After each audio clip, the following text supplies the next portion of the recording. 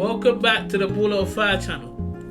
Alright, so let's get into it. Yes, the BBL, or the British Basketball League, as it will be called going forward, has a new logo and a new way of saying a new title.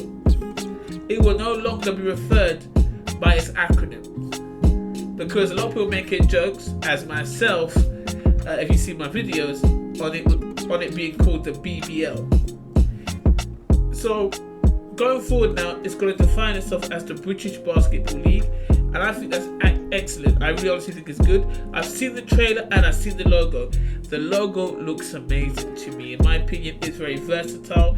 It works in many different situations, and considering they have the playoffs and the All-Star game coming out soon, I believe this logo is going to do wonders. What does that mean for the rest of the league?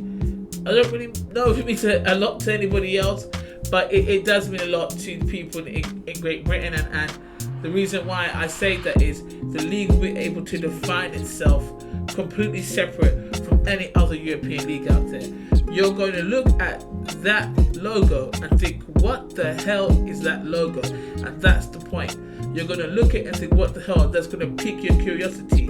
It's there to pique intrigue.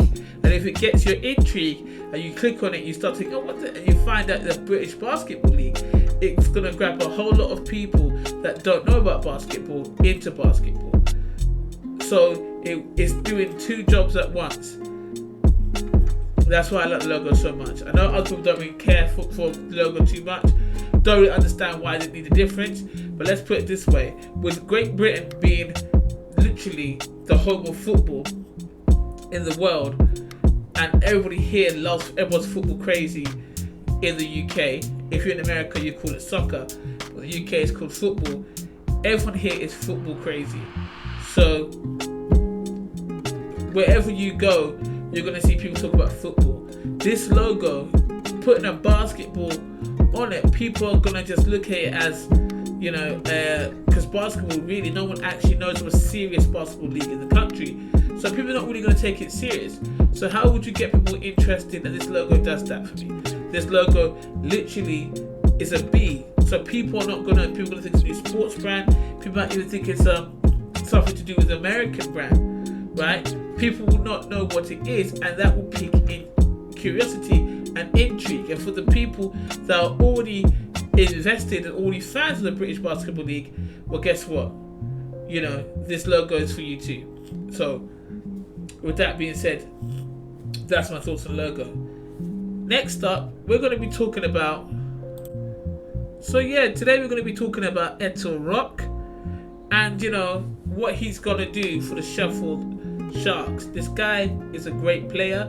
He's a London player, so he's homegrown, and that means he's London born. He's going to bring a lot to the team. Now, this guy's great. He can play off the pick and roll.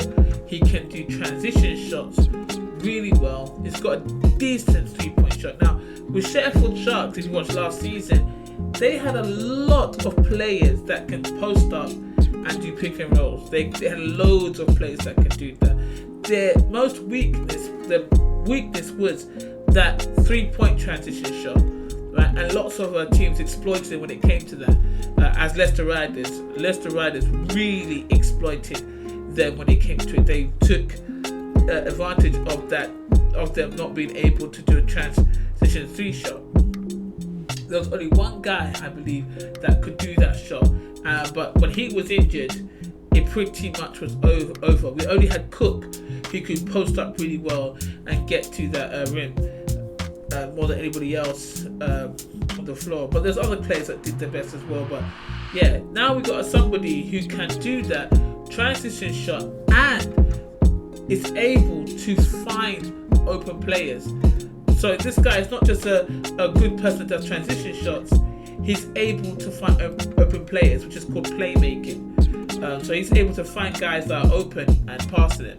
To have that vision, to have that sight is absolutely amazing. So that's going to add another level to Sheffield Sharks' offense, which they absolutely do need going into the season, because Leicester Riders is not joking. Northern Lions ain't joking. Newcastle assembled the Avengers. We all know that none of the teams are really joking, especially the big hitters. This season, they ain't joking at all. They're looking to get some trophies in their cabinet. So, with that being said, I'm going to try to move on to the Leicester's now.